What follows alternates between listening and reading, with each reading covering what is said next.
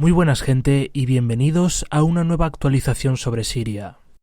Este mes los acontecimientos han estado marcados por el derribo del avión ruso, hecho que ha provocado una nueva escalada en este conflicto. Inmediatamente, Rusia desplegaba misiles S-400 en Latakia, cuyo rango operativo alcanza a cubrir la práctica totalidad de Siria. Sin duda, esto condujo a conversaciones entre las potencias, puesto que en los días posteriores a este despliegue ningún avión de la coalición de Obama sobrevoló el país.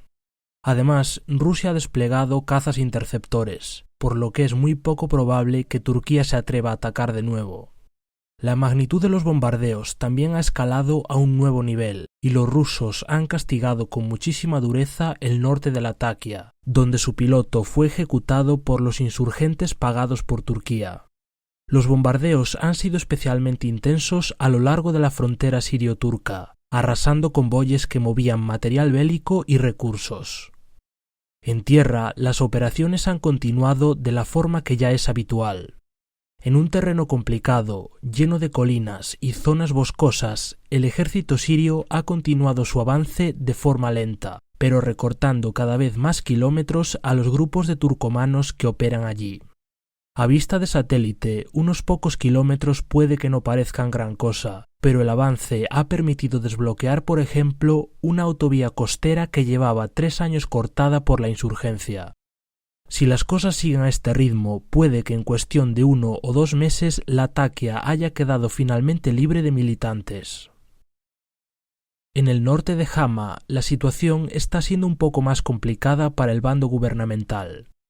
Tras la pérdida de Morek el mes pasado, las fuerzas pro-Assad han continuado cediendo terreno, sobre todo en el perímetro de la autovía M5. Entre Hama y Homs, el mes pasado ya adelantábamos en este canal que la ofensiva del ejército no había conseguido prácticamente ningún éxito. Pasado el tiempo, podemos decir que el intento de neutralizar esta bolsa de insurgencia ha fracasado. En la ciudad de Homs se ha alcanzado un acuerdo entre gobierno e insurgentes, por el cual se ha comenzado a evacuar a las milicias del sector de Al-Waer. Los insurgentes y sus familias están siendo trasladados a Idlib en autobuses, como se ha podido ver en numerosas fotografías. Con esto se pone punto final a la batalla por Homs, y la ciudad queda finalmente en manos del gobierno de Assad. Si nos dirigimos a la provincia de Alepo, veremos el escenario más duro en estos momentos. Si decíamos que el frente de Latakia se caracterizaba por su lentitud, aquí sucede todo lo contrario, con constantes movimientos en las líneas. A finales de noviembre, la coalición de radicales lanzaba un contraataque y recuperaba terreno al sur de Alepo. Poco más tarde, el gobierno sirio, Hezbollah y las milicias iraquíes iniciaban una nueva fase de sus operaciones, haciendo retroceder a los insurgentes una vez más. El objetivo final es alcanzar la zona de Fuá y Kafraya, aunque todavía están bastante lejos de conseguirlo. En la zona de Cueires, el ejército ha seguido limpiando el perímetro de la base de milicianos del ISIS. Los avances aquí han sido más modestos, pero con ellos se ha asegurado completamente la instalación militar. Por lo que respecta a la propia ciudad de Alepo, los enfrentamientos más importantes han tenido lugar entre kurdos y milicias vinculadas a Al-Qaeda. Los terroristas han bombardeado el sector kurdo de forma indiscriminada, causando numerosas víctimas civiles. Por supuesto, en televisión no veréis ninguna noticia sobre esta matanza. El enfrentamiento entre kurdos y Al-Qaeda se ha intensificado también en la zona de Afrin. Este cantón independiente ha estado bajo asedio por parte de los radicales, consiguiendo estos últimos algunos avances en la carretera de Azaz. Si os acordáis, hace tiempo hablábamos de la importancia de esta carretera como vía de suministro para la insurgencia. Tengamos en cuenta también que el cantón de Afrin es la zona kurda más débil, debido al bloqueo al que están sometidos. No obstante, numerosos bombardeos rusos han golpeado a Al-Qaeda en estas zonas, para ayudar así a la resistencia kurda. Justo al otro lado, en el frente donde chocan ISIS y otros radicales, se han producido también fuertes combates. El ISIS ha intentado avanzar hacia Azaz, capturando el pueblo de Kafra. Sin embargo, a lo largo de la frontera turca, los insurgentes patrocinados por los países del Golfo Pérsico han expulsado al ISIS de varias aldeas. Sobra decir que ni unos ni otros tienen nada de moderados. De hecho, luchan por conflictos exclusivamente políticos, ya que ideológicamente ISIS, Al-Nusra y Frente Islámico son prácticamente lo mismo.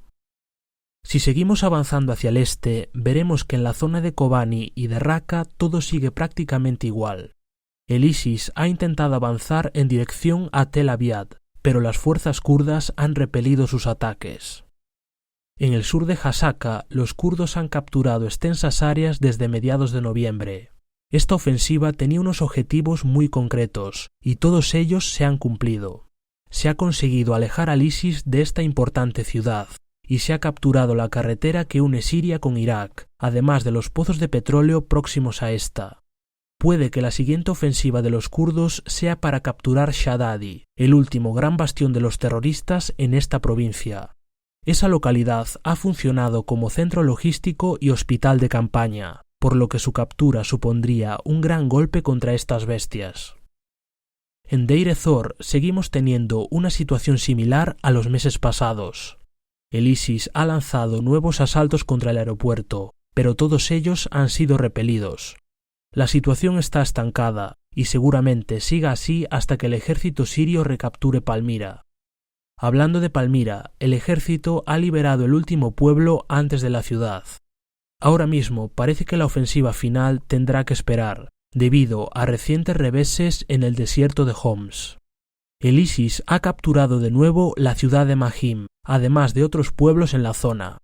La ciudad estaba mal defendida, contando solamente con milicianos del NDF y del Partido Social Nacionalista Sirio. Su pérdida pone una vez más encima de la mesa otro de los problemas de los que os he hablado en vídeos pasados. El ejército sirio está desgastado y sus líneas están demasiado estiradas. Esto hace que tengan que confiar cada vez más en milicias y en fuerzas extranjeras para hacer el trabajo que normalmente harían militares sirios.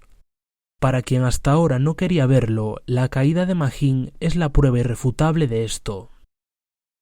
Más al sur, en la ciudad de Dumair, se han registrado combates entre distintos grupos de insurgentes, al más puro estilo de Libia. La ciudad se encuentra bajo una tregua pactada con el gobierno, que también incluye a otras localidades cercanas. La periferia de Damasco también se ha visto afectada por intensas luchas. En la Ghouta oriental, el ejército ha abierto una brecha en territorio insurgente, capturando Marj al-Sultán y su helipuerto. Sin embargo, parece que una contraofensiva insurgente ha recuperado el helipuerto, aunque esto todavía no está confirmado. En el distrito de Daraya, los bombardeos y los combates continúan, sin cambios significativos. Por lo que respecta al sur del país, pocas novedades tenemos que contar. En el camino que conecta Daraa con Damasco, el gobierno ha intentado avanzar en la zona de Injil y en Shaikh Mikshim, encontrando una fortísima resistencia. En la ciudad de Daraa, fuentes pro-Assad informaban de la captura de varios bloques de viviendas, aunque esta información es muy difícil de confirmar, y personalmente creo que la situación está más bien estancada en toda la provincia. Hasta aquí ha llegado nuestro repaso por la actualidad de Siria. Como siempre, me gustaría recordaros que probablemente habrán quedado 1000 cosas sin comentar. Para ampliar la información, os recomiendo seguirme en Twitter, ya que allí publico a diario pequeñas informaciones que a veces no tienen cabida en estos vídeos. Finalmente, tengo que pedir disculpas por el pésimo estado de mi voz. Tengo gripe y desde hace unos días me cuesta bastante hablar con claridad. No obstante, espero que hayáis entendido la mayoría de la información. Un saludo y nos vemos en el próximo vídeo.